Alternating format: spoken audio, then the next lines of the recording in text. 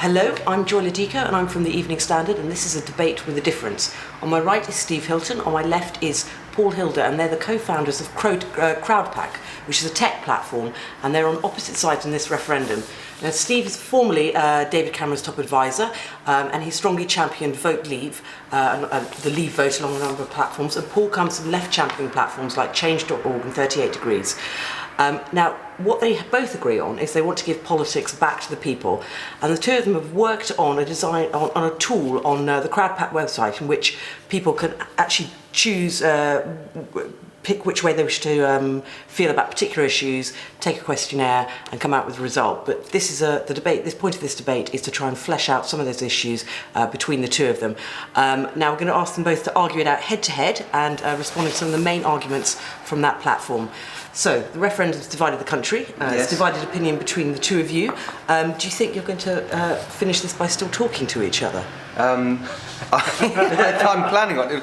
When it's your business, then I guess it's there's a really urgent need to make sure that we don't let it get in the way of and we share a trusting relationship. We share a passion for building a better democracy, yes, and a lot of analysis actually about what's broken today. So I think my hope is that we come out the far side of this referendum able to actually fix some of the stuff that's broken. Yes, I agree with that. I think that it is interesting, genuinely interesting, how it has divided friendships, as has been pretty widely reported with myself and the Prime Minister, and households, and this is another example. I think it's really it's in a way it's an argument. It sort of explains the argument for having a referendum and not having it as just part of the normal course of politics, because it is so much bigger of a decision that freeing people from the constraints of party loyalty, personal loyalty, might be a good idea. But it suddenly reveals what you don't think you knew. What you didn't actually know your neighbour that well, surely. Have you found that there are people in your circle whose opinions you didn't actually? I think we are having some real and important conversations. I think not always in the media, but very often in real life. People are having real arguments in pubs about stuff like sovereignty and democracy, as well as economic strategy, and that's I think good. Although we have some big problems to wrestle with and some big decisions to make, so it's scary as well. With a moderate amount of beer, one hopes. Okay, listen, we're going to start off on the subject of democracy. The proposition on the CROWDPAC website is the UK should be free to decide our own policies instead of having to accept so many EU rules. Steve, over to you. Yeah, I think that, funnily enough, the democracy argument for me really underpins all the others, because in the end, I think that's what this referendum is about. It's not in the end about what policy do you favour on immigration. Do you want higher immigration or lower immigration? Do you want looser employment laws or ones that protect workers more? Those are the sorts of things you argue about in a general election, and a Labour Party view will be very different from a Conservative Party view. The point of this referendum is to make sure that actually, whatever the outcome of the general election, the government that's elected as a result of it can actually do what the people who voted for it wants it to do. And right now that's just not possible, because so much of what a government has to do is constrained by rules, laws, directives, and in fact the overarching legal framework that is set by the European Union. It means that the government we elect is not actually able in any real meaningful sense to govern the country, and that's what I think we need to change. I'm going to come back to you on that, on the detail. What do you think? Well, I think that in reality, the UK government and British elected MEPs are the people who are very often making these EU rules, very often proposing them, initiating them, very often on the winning side, in fact overwhelmingly on the winning side in arguments, so that these EU rules aren't something that come to us from somewhere alien.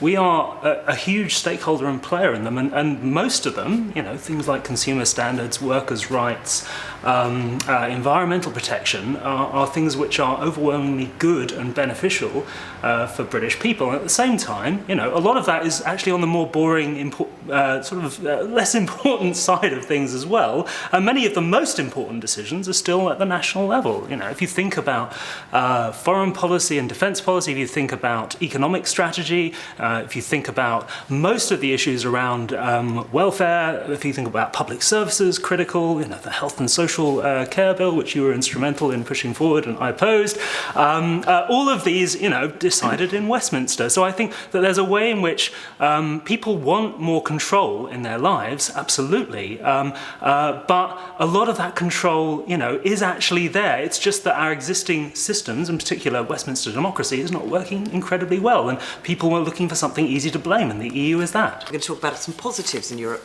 possibly. So this is the next proposition from another proposition from your website, which is Europe helps us to deal with global issues and protect the common good. I think you could start on that one. Okay. I mean, this is one of the most important reasons why I think we should stay in the European Union, because we live in the 21st century in an interdependent age where there are global forces, global dynamics, global financial markets, global trade, global threats, things like terrorism, conflict, climate change, and other environmental challenges. And these are challenges which we can best tackle through cooperation, through collaboration. And the reality is that the European Union, for all its flaws, is one of the most democratic, if not the most democratic and effective international institution that we have today. And the idea of throwing that away in favour of some kind of fantasy of a kind of free negotiation among freewheeling city-states in the 21st century feels to me doomed to failure, actually. We are stronger together than apart. We are better able to deal with these challenges. After the financial crisis, I and others were campaigning on the reform of financial markets, and we found actually great momentum in the European context and in the European Union for those kinds of demands, things like a Robin Hood tax and other things. I think it's critically important for us to be able to get more control over some of these forces out there in the world, and that one of the best ways of doing that is by grouping together with friends and allies in our near neighbourhood who share many of our values, who share many of our aspirations, and we're stronger together. I just think this whole notion of blocks feels very kind of 1950s to me. You know, you've got the Eastern Bloc and the West, and I just don't understand why it's necessary to be locked into essentially a federal government structure in order to cooperate on an issue like climate change. We cooperate very well. Let's take an example like security and terrorism. The country with which we cooperate the most on that is the US. And then there's a sort of another circle, including Australia and New Zealand and so on. We don't have to merge our sovereignty in order to cooperate with them on a clearly global issue. It's not necessary. And so, of course, I agree with you completely about the need to cooperate on challenges that go beyond any one country. But you're presenting it as there's only one way of doing that, and that is to be in this particular institution that's organised in this particular way. And I just think that's a weird way of looking at it. Do you think the US, as a sort of federal system of joined up states, has been a failure? I think it's much better because in the US you have much more decentralisation of power and much more sovereignty than you do here. In the EU. Do you really think that states in the US have more freedoms and rights than European sovereign nation states? And cities as well, not just states. I think that the concept of subsidiarity, for example, which is supposed to be the defining operating principle of the EU, is much better applied within the US. Now, that is one country, so in other areas it's clearly more centralised, if you like. For example, in its military, it has an army. That's right. That's right. But over other areas, they do a better job of decentralisation than the EU does. For example, a good example is employment law. For example, where there's the ability for different states to determine that in their own ways. You know, so I think the key difference is that in the US there's a proper conversation based on a constitutional discussion going back centuries about, well, what makes sense to do at what level. Whereas in the EU, there's an assumption that it's all got to be done at the central level, because that is the ideology that drives the European Union. I disagree with that. And I will say to you, I was at the so-called European Constitutional Convention in 2003, which was a bit of a mess. And I think there are a lot of people then who had that assumption that everything should go all the way up to Brussels and to the European level. I think that idea has fallen apart now. I think the tide has turned. The operating, but it may be that's the language, but the reality is very different. I'm going to move on to the next question. Being in the EU undermines British identity and culture. Steve, what is British identity? Well, I don't agree with that, actually. I mean, the interesting thing about our what we've tried to do at CROWDPAC with this is give people the opportunity to really, separate out the issues, and then, because it is complicated and there's all these different sides to it, to say, well, what really matters to you? And on some things you may be very, very much leaning towards it staying in the EU, and on others less so. And I don't agree with that. I think that British identity and culture is just incredibly strong and organic and self-generated, and it frankly doesn't matter whether we're in the EU or outside of it on that particular point. So I can't remember exactly, but I'm imagining on our thing I would have put strongly disagree to that question. For me, that is not a compelling reason to leave the EU. I don't think that being part of the EU in any way waters down, or whatever the phrase was, our national identity. But are there reasons of identity? I'll tell you one thing though, it might do. Undermines. Well, I think that going back to Paul's point about international action, I do think it's true that by definition, it weakens our voice in international affairs, because instead of speaking with a clear voice, we're struggling to get our little slice of 1/28th of the voice of the EU. So to that extent, maybe, but I think it's not a particularly significant reason for leaving, from my point of view. I think one of the implications of the word undermines is the idea that if there is a British identity, your neighbour is a fellow Brit rather than the French person who's come into work in the city, or the Czech who's come in to do some engineering. What about you? I think Steve and I are in a similar place on this one. Although I understand the way in which, in a big, complicated, globalized world in which there is more immigration, your community may be more diverse than it was. Maybe you're an older person, you're used to Britain being a certain way. I can understand people feeling uncomfortable with the way in which the country is changing, and sometimes, possibly blaming the fact that we are in the European Union for that, and blaming policies which are associated with that, like immigration. I can understand the perspective. It is a perspective that many people hold.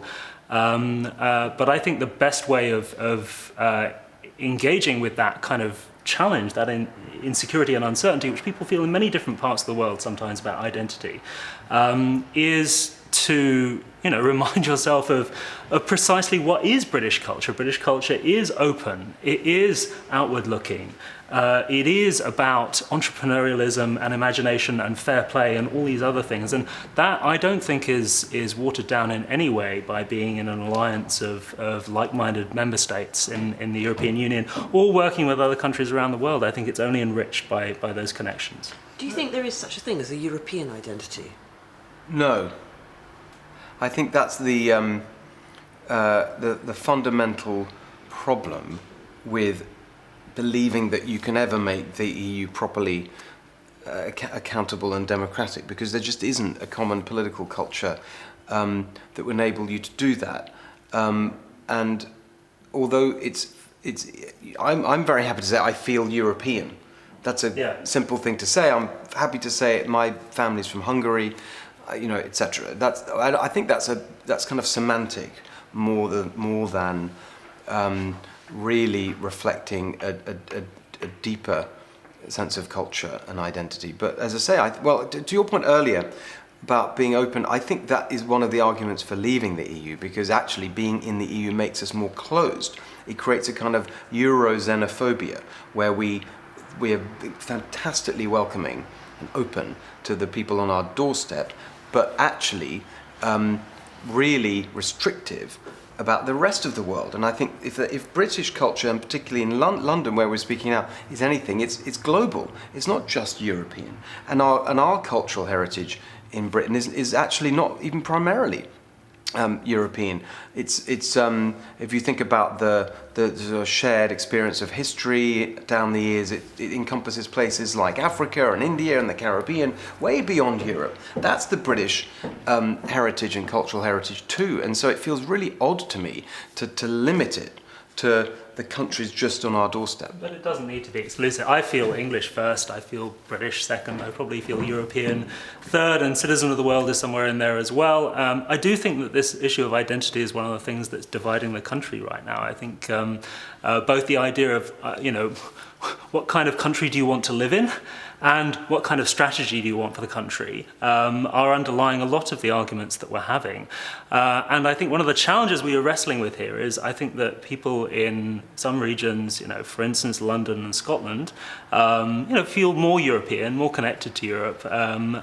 There is a risk if we leave that the Scottish will choose between the UK and the EU, and they will choose the EU, and we will lose Great Britain, which I think would be a great tragedy, although ultimately would be their choice. I think one of the unfortunate things about the campaign, which is that people, I think people's concerns in many are both more practical, and in the areas where it's not practical, slightly different. When I talk about more practical, let's just take that question of immigration, which I think underlies what a lot of people are saying about identity. I think for most people it's much more practical than some kind of anxiety about the country changing. It's about the fact that in a very sudden way, public services in their area can't cope, or housing provision can't cope. Now you may say, well, you should provide the housing. The government should provide the public services. That's a reasonable response. But of course there are constraints on what can be done, and it's the speed of it, it's the unplanned way. I don't think it's anything to do with identity, it's purely practical. But there is another aspect to it, I think, which is also not to do with identity, but it is in a way less practical, but I think really fundamental. It goes back to the democracy question, I think for lots of people, and this isn't even limited to the UK, there is this very strong sense of just being ignored and misunderstood or not understood, or sort of no one even wanting to understand them, that there is a ruling elite, a sort of technocratic global elite that advances an agenda which is basically uncritical of globalization, technological change, doesn't really care or understand the impact of all of that on individual people. This is huge. This is so big. And sort of prioritizes economic efficiency above all else. I think all of that is represented by the European Union, and that is not quite identity. Maybe it lurches more into there's a democracy argument, but that sense of being ignored, I think, underlies a lot of that this. negation of identity. It's that you do not fit into the plan because you aren't part of the economic machine that they see. Yeah, and in this sense, there's a relationship between the problem of democracy and the challenges of identity. I think, though, that the problem that people feel unlistened to, unheard by their political system, that starts with a problem closer to home, actually. It starts with the problems of Westminster democracy and of democracy at the local level, which you and I would very much agree on. Yeah, no, I think that lack of control over things that matter to people is the way I put it, and that definitely is not the same as the EU argument. I agree with you completely about that, and that's what I try to argue for in government all the time. There's a decentralisation of power, so people do genuinely have control of what goes on around them, their communities, their local public services, etc. So I think that is right. I don't think it's right to muddle it up with the EU argument, but I think it's a continuous part of a broader development in the way we organise the modern world. And I think and the reason I think that we should leave the EU is not just because I think it would be great for the UK and that we would do better as a country and people's living standards would rise and they would feel happier and better off as a result of leaving the EU. It's also, I think it would be a great thing for the world because it would be a blow against this kind of bureaucratic centralisation of policy that's run by technocrats, without democratic input, it would be a real blow against that. It would be a really powerful signal to the whole world that at last people power is coming back. I think that blow, in a sense, has already been struck by, and I always expected it to be this tight. I think we really are right now a 50-50 nation on this question of whether we should be in or out. We'll see tomorrow in the vote. I think we should all respect the outcome of that decision. But I think, whatever the outcome is, whoever makes the decisions about what we are going to do next needs to take into account the fact that we are split on this, and that there is this huge roar of rage about the technocratic elite and a call for change. So we need to, even if we stay in, we need to change things. I think that what underlies it, actually, I think it's a simple way of expressing something more complicated about changes in the structure of the economy and deindustrialization, the lack of local accountability, and so, as well as, and it's just much more complicated than just. I think it is more than just the identity question. I think it's economic and democratic as well. Is it globalisation? Presumably you're a fan of globalisation. I am. Well, I'm a fan I want to be really precise about it. I am a big fan of globalisation, and I also mentioned technological change. I'm a big fan of that too, because together they make people's lives better and they have lifted billions of people out of poverty, etc., etc. I think they're great forces for progress, but not when they're combined with centralisation. When you combine those things with centralisation of power, particularly economic power, in all these giant unaccountable corporations, then I think you really do get bad outcomes for people. So globalisation and technological change are great, but not with centralisation. I think the central evil of our times is the centralisation of power, political power and economic power. I think the EU is a really, really strong example of that, and that's why I want to leave. And I think that you and I would agree that what we really want is power which is networked and decentralised as much as it can be. Yes. I am more of an optimist than you about the possibility for the EU to change and evolve. I think it is already in many ways a manifestation of that networked power and of collaboration spread across countries, which empowers individuals through rights, through freedoms, various other policies and approaches, and through the whole collaborative process of policy formulation and democratic discussion. Now, is it imperfect? Absolutely. But I'm more of an optimist about the possibility for the EU to support a more networked, more decentralised form of decision making. No evidence that they've ever wanted to do that. I mean, literally that is the opposite of the direction there are many different currents in European conversation and look at the response. I mean, arguments. Let's be honest. Look at the response of the EU to the relatively modest demands that were made just now in the renegotiation, and that at a time when basically the UK had one foot out the door and actually pretty strong leverage. But they're not interested in This is a very good example of how David Cameron's government has never led in Europe in the way that Thatcher's government or Blair's government did in the past. They were both very serious in creating proactive agendas. Enlargement was a very good example of the European Union. Competitiveness, the single market, these were all British initiatives. We used to have a great deal of influence in Europe. In our test, hundreds of thousands of people responded to it. Lots of them don't think that Britain has very much influence in Europe today, and I think that is partly down to the government of which you're a part. Next question, the economy. If we leave, prices could rise, jobs could be lost, and living standards might fall. Paul? I think this is a really, really important part of the decision before us tomorrow. Steve has criticised the government for scaremongering, and many of the advocates of Remain for scaremongering. And I think he's been right to do so. Things like the so-called punishment budget, the idea that the government will come out with a new budget which will impose new taxes and all these sorts of things straight after the referendum. This is cynical, and it's over-egging it. But I do listen to all of the economic analysts and experts, including people who are, not part of the technocratic elite, somebody like Yanis Varoufakis, who is desperately worried about the economic impact. Finance minister. He was, yes. and he came up against Brussels himself. Right. and is now calling for its reform, and thinks that there are many problems with Brussels, but he believes that a Brexit would lead to massive negative economic and political impact on both Britain and Europe. We have, almost half of our trade is with Europe today. These are our near neighbours. I think that the economic impact in our near neighbourhood of us pulling out and the chaos and uncertainty in the markets that could come with that is something really to take seriously, right? Do I think that we should give up all of our democracy to the financial markets? Absolutely not. But is this a moment where we should pick a fight with them deliberately?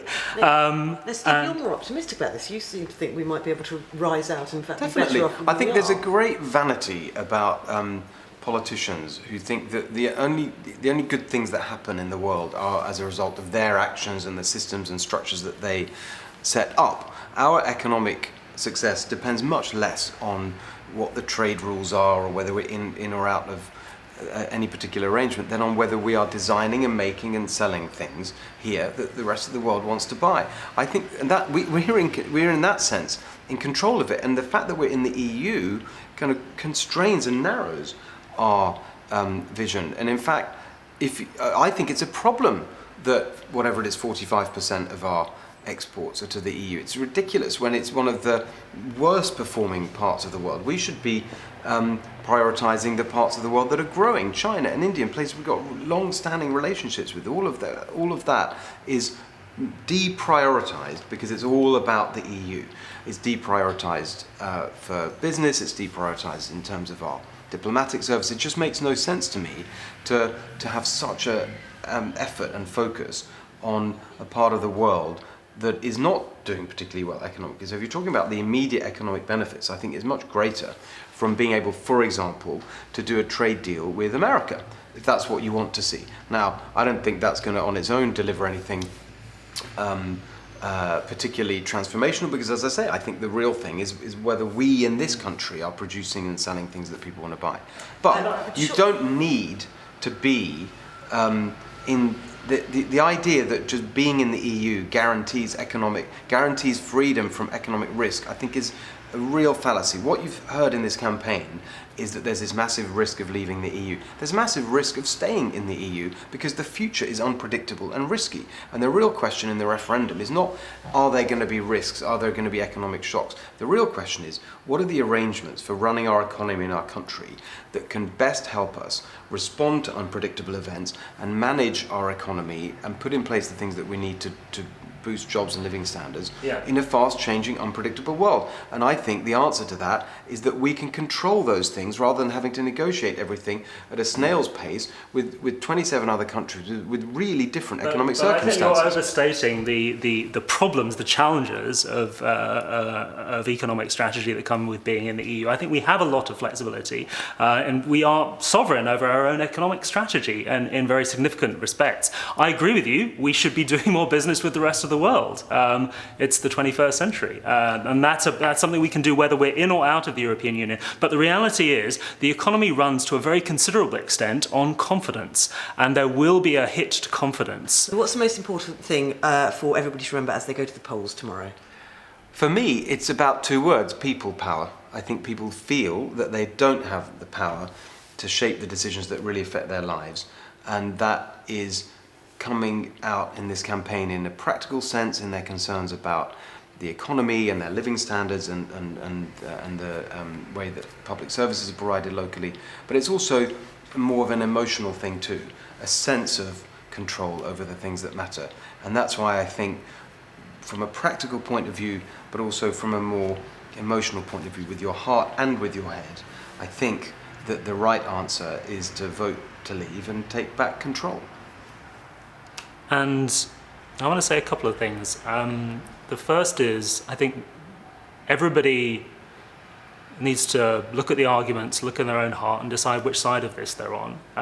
There are good arguments on both sides, and the most important thing is to go and participate in this, one of the most important decisions we will ever take as a country together. So Steve and I agree on this, that we should have as many people voting as possible. The second thing is, I agree with the words of my good friend Joe Cox, who was sadly, tragically, heartbreakingly killed last week, that we have more in common than divides us. And I think that is true in this conversation as well. And then finally, I think that the idea of taking control has cut through in this campaign, and it is something that I think we can all agree on, that taking greater democratic control over our lives, over our country, over our future direction is critically important, and that is something which I hope we can work together on.